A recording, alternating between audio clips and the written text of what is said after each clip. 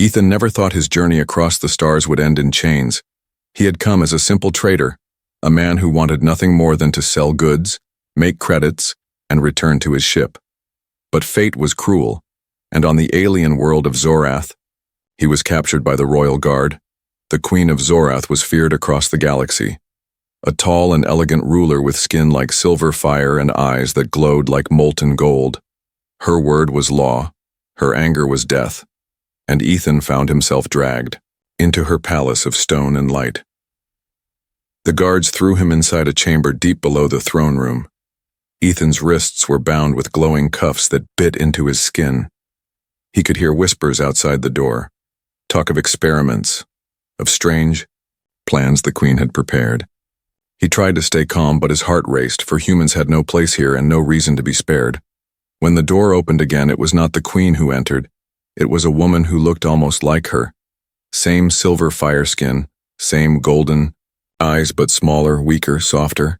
She moved with uncertainty, her steps light as if she feared she might fall.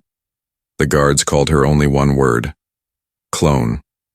Ethan stared, confused because she was not a guard, not a servant. And yet she carried the Queen's face. The clone did not speak at first, only studied him with curious eyes. Her hands trembled as she reached toward him as if testing whether he was real. Then, with a voice so soft he barely heard it, she whispered, "You are human." Ethan nodded, his throat dry. "Yes. And you? What are you?" Her eyes lowered, shame flickering across her face. "I am what she made me. Nothing more." Ethan realized then that the Queen had created her own likeness, not to rule, not to live, but to serve some hidden purpose. The clone touched his arm, and the guards watched in silence. Something about the touch felt wrong. Not cruel, not cold, but desperate, as though she was searching for something she had never known. In that moment, Ethan felt a strange pull, an energy that coursed through the cuffs and into his body. The clone gasped, stepping back, her hand over her chest, and the guards exchanged uneasy looks. Days passed in strange silence. The clone returned, again and again, each time studying him, asking questions about humans, about life beyond the palace. Her voice grew stronger with each visit, and sometimes Ethan saw a small spark of defiance in her golden eyes. But then, one night, she collapsed in front of him, her breathing heavy, her body trembling. The palace healers came, their faces pale with shock. Whispers filled the chamber like poison in the air. "The clone is carrying life," one healer said. "The human has done what none of our kind could." Ethan froze, unable to believe. The words, the clone's eyes found his, wide with fear and wonder. "It is true," she whispered. "Inside me there is life." The guards fell to their knees, murmuring about prophecy, about forbidden power, and above them all the Queen herself entered, her golden eyes burning like a storm. She looked at Ethan, then at her clone, then back to him again, and for the first time Ethan saw something impossible in her expression: fear. The Queen's voice cut through the chamber like a blade. "You have done the unthinkable, human. You have given my shadow what even I could never hold." Her words were sharp, but her eyes did not leave him. Ethan's heart pounded, his chains heavy, his future darker than ever before. He had not just changed the fate of the clone, he had caught the attention of the true Queen. And in her gaze, Ethan understood the truth. This was only the beginning, and whatever came next would decide not only his fate, but the fate of an empire. The palace of Zorath never slept. Its golden towers glowed in the night like burning stars, and its wide halls echoed with whispers of fear and power. Inside those walls, one rumor spread faster than fire. The human had done the impossible. He had given life to the Queen's clone. Some laughed in disbelief, others trembled, for to them the Queen was more than a ruler. She was a goddess, and if a fragile human could do what her own kind could not, then nothing in their world was certain anymore. Ethan sat in his dark cell, his wrists still bound by glowing cuffs. His mind raced, torn between fear and disbelief. He had not asked for this. He had not planned it. Yet the clone carried a child, and the alien healers had sworn it true. He knew that meant trouble, and trouble was coming fast. At dawn, the heavy doors opened. The Queen's guards entered, tall figures with armor that shimmered like liquid steel, their eyes hidden behind masks. They gave no explanation, only ordered him to rise. Ethan's legs trembled, but he obeyed. The guards marched him through, twisting halls of crystal and stone until the great throne room opened before him. The air inside was cold, almost heavy. Pillars of black stone lined the chamber, and at the end stood the throne itself, carved from a single block of shining obsidian. On it sat the Queen, taller than any alien he had seen, her silver skin glowing in the light, her golden eyes fixed on him with piercing fire. Silence filled the hall. Hundreds of courtiers stood at the sides, watching him as if he were a strange beast dragged into a cage. Ethan's heart pounded. One word from her and his life was gone. "Human," the Queen's voice rang out, deep and sharp like a blade. "You stand before me accused of an act beyond reason. You touched my clone, and now she carries what should never exist." Her words echoed in the chamber, and Ethan felt his throat close. He wanted to defend himself, to shout that he had been forced, but her eyes froze the words in his chest. Then, her tone changed, softer but still heavy with power. "Tell me, how did you do it? How can your kind create life where mine has failed for centuries?" The hall stirred with gasps, nobles whispering, priests clutching their robes. For the first time, Ethan saw it. Uncertainty in her eyes, not weakness, but something close to fear. Ethan swallowed hard, his voice barely steady. "I don't know," he said. "I didn't plan this, it just happened." The courtiers sneered. Some laughed, but the Queen did not. Instead, she leaned forward on her throne, her golden eyes burning brighter. "Do not lie to me, human. My empire has waited lifetimes for an heir. My body has failed me. And yet my shadow, my clone, now carries life because of you." Her words cut deeper than her gaze. Ethan understood then that this was not only about power, it was about legacy, about survival. The Queen, the most feared being on Zorath, could not give life, and the proof of her failure now stood before all to see. Yet instead of striking him down, she studied him like he was a secret she could not let slip away. "You will not be executed," she said finally, her voice low but commanding. Gasps filled the chamber, for mercy was not her way. "You will remain here under my watch until I decide what to do with you."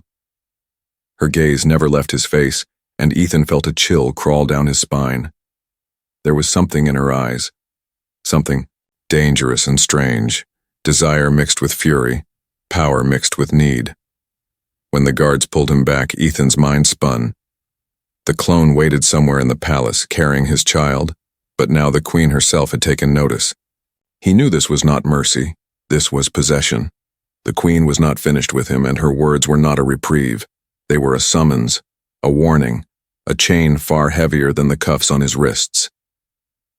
That night, in the silence of his chamber, Ethan whispered to himself, "She doesn't want my death," he said. "She wants something else." He thought of the clone's fragile touch, her fearful eyes, and then of the Queen's golden stare that saw through him. Two women with the same face, yet one carried his child, and the other wanted to claim him whole. And as sleep refused to come, Ethan realized the truth. The Queen's summons was not an end, but the start of something darker, something far more dangerous than chains or death. Ethan lay awake in his chamber, the Queen's voice still echoing in his head. She had not killed him, though she could have done it with a single word. Instead, she had spared him, keeping him close, watching him as if he were no prisoner but a key to something she craved. It unsettled him, because mercy was not in her nature, and yet her golden eyes had lingered on him, not with hatred, but with something else he did not understand. The next day, the Queen summoned him again, but this time not to her throne room. Instead, her guards led him through a long corridor of glass that overlooked the shining city below. Zorath was beautiful from above. Towers like blades rising into the clouds, streets glowing with light. Yet the air carried the tension of whispers and rebellion. Everywhere, people spoke of the human who had done the impossible. Ethan could feel the weight of every gaze, even from far below. When he entered the smaller chamber, the queen was alone. No courtiers, no guards, only her standing by a tall window, her silver skin glowing in the light of 2 moons. She turned slowly, her golden eyes soft but sharp. "You came," she said, her voice lower now, less like a ruler, more like a woman. Ethan did not answer at first, his throat dry, his heart heavy. What game was this? Why summon him in secret? The queen stepped closer, her long robe whispering across the floor. "Do you know why I have not ended you, human?" she asked. Ethan shook his head, and her lips curved into something strange. Not quite a smile, but not anger either. "Because I need answers," she said. "And perhaps I need more than answers." Her words sent a chill through him. She studied him closely, too closely, as though trying to see something hidden under his skin. "You touched my clone," she continued. "But when I look at her, I see more than a shadow. I see something I was never allowed to be. Weak, fragile, vulnerable, yet now she carries what I cannot." Her voice cracked slightly, so faint he almost missed it. Ethan saw then what the court could not. Behind the mask of a queen, she was a woman haunted by emptiness. He tried to speak. "I didn't mean for this to happen, I don't even understand how."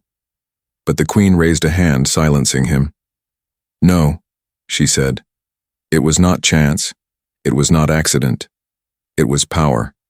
Something in you that my kind does not possess." Her golden eyes glimmered as if they hid fire. "Do you know how many centuries I have tried? Do you know how many heirs this empire has lost because my body betrayed me?" Ethan felt a strange ache in his chest. Her words were not the demands of a ruler. They were the confession of someone broken. The most feared woman in the galaxy stood before him not as a queen, but as a mother who could never be. For a moment silence hung heavy, and then she whispered, "I envy her, the clone, because she carries a piece of you that I can never claim." Ethan's heart pounded, his mind torn between fear and pity. Was this another trap, or was it real? The queen moved closer, so close he could feel the heat of her skin. Her eyes searched his, and he felt her desire before she even spoke it. "Perhaps," she whispered, "I do not only want answers from you. Perhaps I want what she has." Her words struck like thunder. Ethan froze, his breath caught. The queen, proud and untouchable, had just confessed a desire not for his death, not for his chains, but for his touch. He stepped back, shaking his head. "You're the queen? You don't need me." But her hand shot forward, gripping his wrist with surprising gentleness. Her golden eyes softened, but they burned with a hunger deeper than power. "You are wrong, human," she whispered. "I need you more than you think." Ethan's world spun. The clone was already carrying his child. The queen herself now spoke of desire, and the entire empire watched his every step. If he gave in, he would be tangled forever in her throne and her schemes.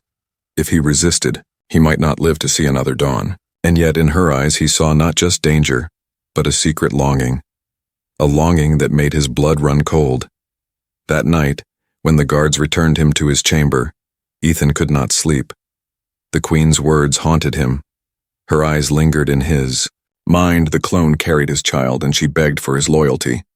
But the queen, terrible and beautiful, was beginning to want him too. He pressed his hands against the cold stone walls, whispering to himself, "This is no longer survival," he said. "This is desire, and desire will destroy us all." The palace walls felt heavier with each passing day. Ethan could not escape the feeling that every shadow carried a pair of golden eyes watching him. The clone grew weaker as her child grew stronger, and though healers cared for her, whispers filled the court. Some nobles said the queen's clone had no right to live. Others said the child inside her was a curse, but all agreed on one thing. The human was at the center of it. Ethan knew danger was closing in. The queen wanted him. The clone needed him, and the empire itself feared him. He was no longer a prisoner hidden in a dark cell. He was a storm that threatened to break their world apart. And then came the night when the queen called for him again. This time she did not meet him in the throne room or the moonlit chamber. She met him in the royal garden, a place where glowing trees stretched high into the sky and flowers sang in soft humming tones. The air was warm, filled with strange scents, but Ethan felt no peace. The queen stood at the center, her robe trailing behind her, her golden eyes burning with a mix of pride and something darker. "Human," she said softly, "you carry what my empire needs." Ethan kept his distance, his heart pounding. "What do you want from me?" he asked. The queen's lips curved not into a smile, but into something sharper. "I want a bargain," she said. "You give me what you gave my clone, and in return, I give you freedom, power, and a place beside me." Her words struck him like lightning. Ethan stared at her, stunned. "You want me to?" She stepped closer, her golden eyes never leaving his. "Yes," she said, her voice steady. "I want you to give me life, to give me what no one else could, to make me more than a queen, to make me a mother." Ethan shook his head, stepping back. "This isn't a bargain," he said, his voice rough. "This is ownership. You're not offering me freedom. You're trying to chain me with softer words." For a moment, the queen's mask cracked, anger flashing across her face. Her robe swirling like fire in the wind, but just as quickly the fury vanished, replaced by something colder. "You do not understand what I offer," she said, her tone sharp. "I could crush you, yet I do not. I could end your bloodline, yet I spare you. What I offer is not slavery. It is survival." Ethan's fists clenched, his heart racing.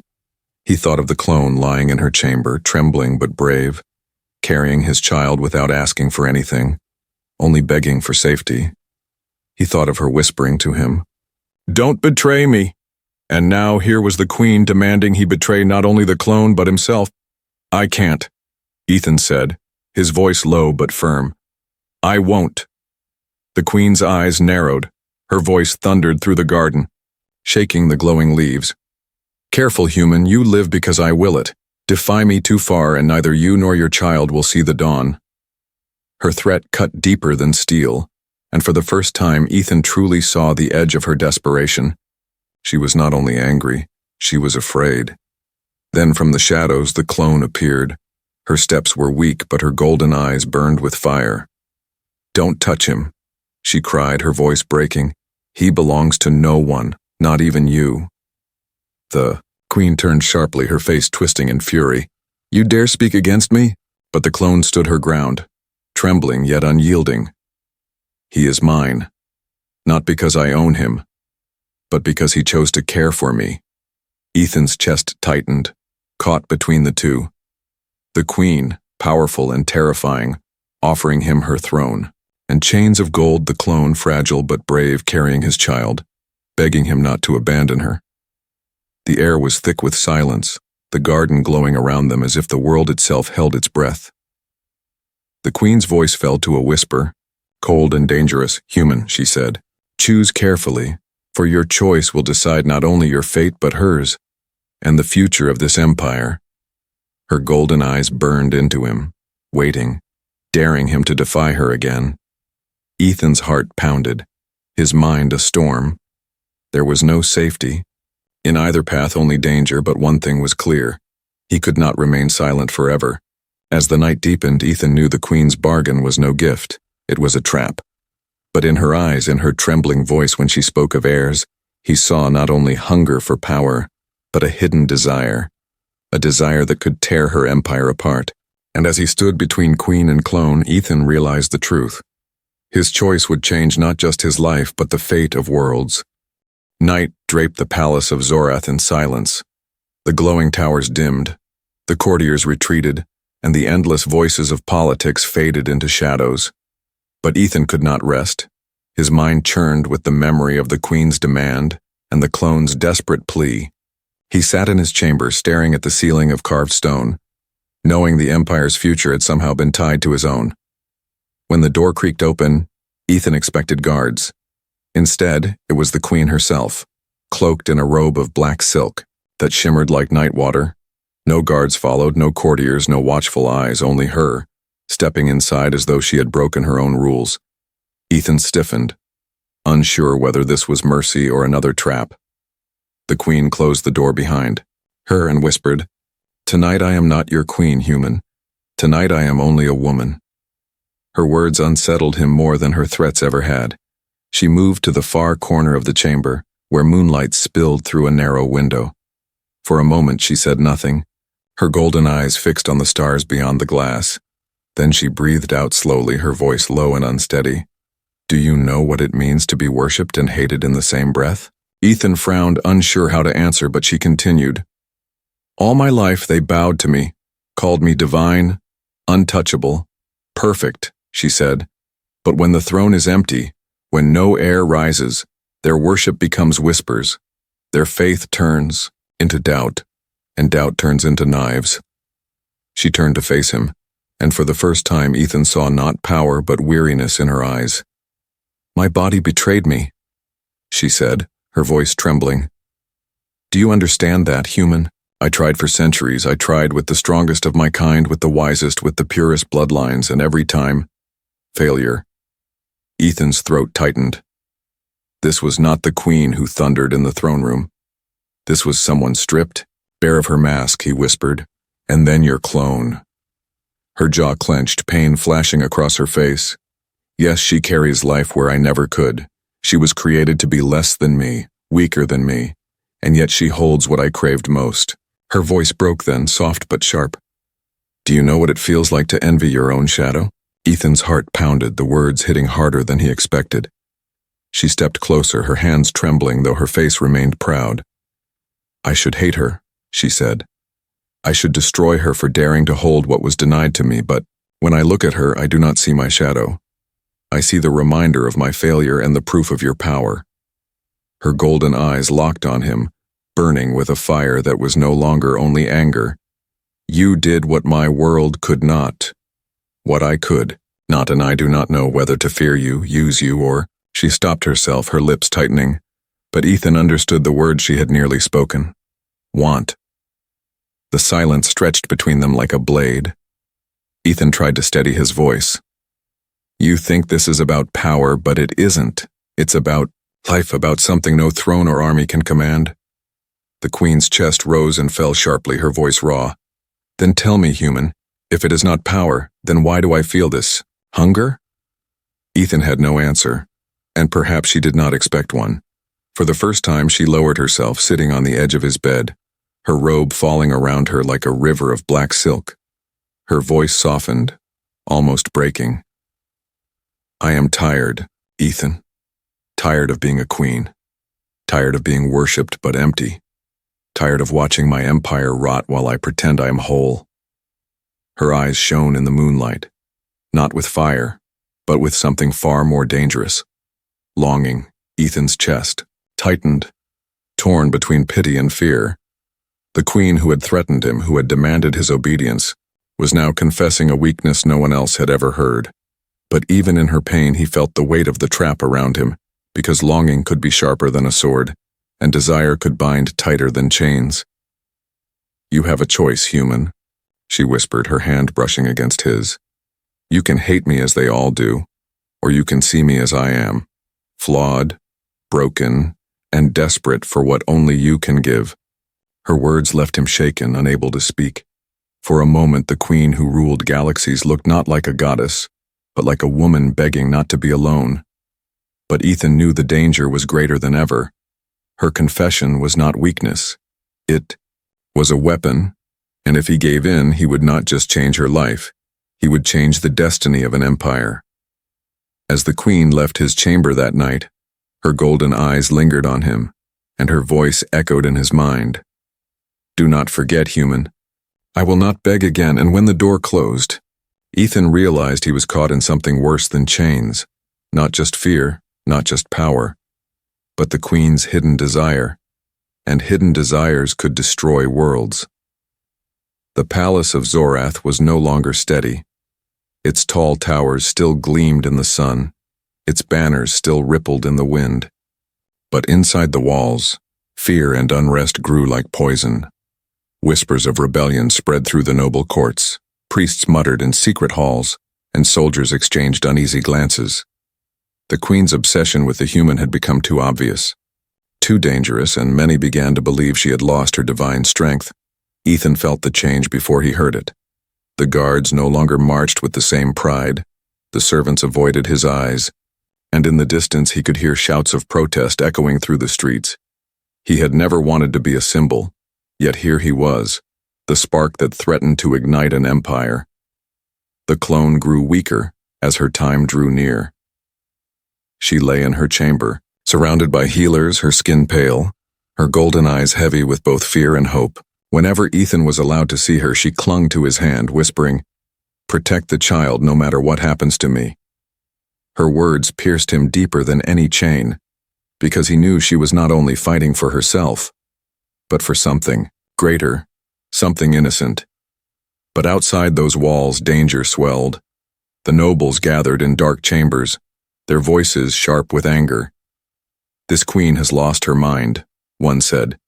"She places her faith in a human while our people suffer. She risks our bloodline," another spat. "If she cannot give us an heir, she must be replaced." The seeds of rebellion were sown, and already blades were being sharpened in silence. One night, Ethan was dragged from his chamber by a group of guards not loyal to the queen. Their leader, a scarred soldier with burning eyes, pressed a dagger to his throat. "You brought weakness to our queen," he hissed. "You made her forget who she is, and for that you will die." But before the blade could strike, a blast of golden energy filled the hall. The queen herself appeared, her fury like a storm, her eyes glowing brighter than fire. The rebels fell to their knees, trembling, but Ethan could see it in their faces. Fear no longer ruled them, only hate. After the traitors were dragged away, the queen turned to him, her voice low. "You see it now, don't you? My people would rather kill me than watch me need you." Ethan swallowed hard. "Then why keep me here? Why not let me go before they tear everything apart?" The queen's jaw tightened, her eyes burning with stubborn pride. "Because if I lose you, I lose everything," she said, "and I will not lose again." But even she could not silence the rising storm. Reports came daily of riots in the outer city, of priests denouncing her as false, of generals speaking in secret against her throne. Her power was cracking, her empire bleeding, and all of it tied to the human she refused to release. Meanwhile, the clone became the center of the struggle. Whispers spread that the child inside her would decide the empire's future. Some wanted the baby destroyed before it was born. Others believed it would be the sign of a new age. Assassins crept through the palace halls, searching for a chance to end the fragile life before it took its first breath. Ethan stood by the clone's side whenever he could, his fists clenched, his mind torn. He had come to protect her, to shield her from the hatred that surrounded them. But each time the queen entered the chamber, her eyes fixed not on the child, but on him. Her voice soft, almost pleading. "Stand with me, human, and no rebellion can touch you." Ethan's chest tightened because he knew her promise was a lie. Power always came with chains. The rebellion grew bolder. One evening, fire erupted in the lower halls, rebels clashing with loyal guards, shouts and steel filling the palace air. Ethan grabbed the clone's trembling hand, his voice firm. "Stay with me. I won't let them take you." The queen arrived moments later, her robe torn, her face shadowed with rage. "You see?" she thundered. "They come for her. For you, for everything. Choose me, Ethan, and I will protect what you care for. Choose her, and you will both be ashes before dawn." The chamber shook with the clash of steel outside, the air heavy with smoke and blood. Ethan stood between queen and clone, his heart racing, his body trembling. On one side, the queen offered him power and protection, a shield forged of fire and command. On the other, the clone carried his child, fragile and brave, whispering only for love and safety. Two faces, One choice, both pulling him toward a future that could shatter worlds. As the battle raged through the palace, Ethan knew the rebellion was not only outside the walls, it was inside too. Inside the throne, inside the queen's heart, inside his own soul, and soon, he would have to choose where to stand. Because in the rebellion within, no one could stay neutral. The palace burned, flames climbed the high walls, smoke curled through golden halls, and the sound of steel clashing echoed like thunder. Rebellion had reached the heart of Zorath, and Ethan stood in the middle of it, trapped between two forces. He could no longer escape. On one side stood the clone, weak but brave, her hands trembling as she held her swollen stomach. Her golden eyes pleaded with him, whispering, "Do not leave me, Ethan. Protect our child." On the other side stood the queen, her silver skin glowing in the firelight, her robe torn, her crown gone, but her eyes still burning with pride. "Stand with me," she commanded, "and I will crush this rebellion. I will save the child, I will save you, only if you belong to me." Ethan's chest heaved, sweat dripping down his brow, his heart pounding with the weight of a choice no man should carry. Two women with the same face, one carrying his child, one carrying an empire, one fragile, one fierce, both demanding him, both binding him to a fate that would change the stars. The rebels broke through the doors, blades raised, their voices shouting, "Down with the queen, death to the human." Chaos surged. Guards fought back. Screams filled the air. Ethan knew he had no time left. He had to choose now. He looked at the clone, her body weak but her spirit unbroken. She had no power, no throne, no army, yet she carried something greater. Life, innocence, a future untouched by blood and chains. Then he looked at the queen, her eyes blazing, her hand outstretched, not with gentleness, but with fire. She was terrifying, beautiful, desperate, a ruler who could not let go of control. "I can't serve you," Ethan said at last, his voice strong though his body trembled. The queen's golden eyes widened, a storm flickering within them. "I will not be owned," he continued, "not by chains of steel and not by chains of desire if you want me. You must take me as I am, not as your prisoner." For a heartbeat, silence filled the chamber. The queen stared at him, her lips pressed tight, fury and pain battling in. Her gaze, then slowly her expression changed.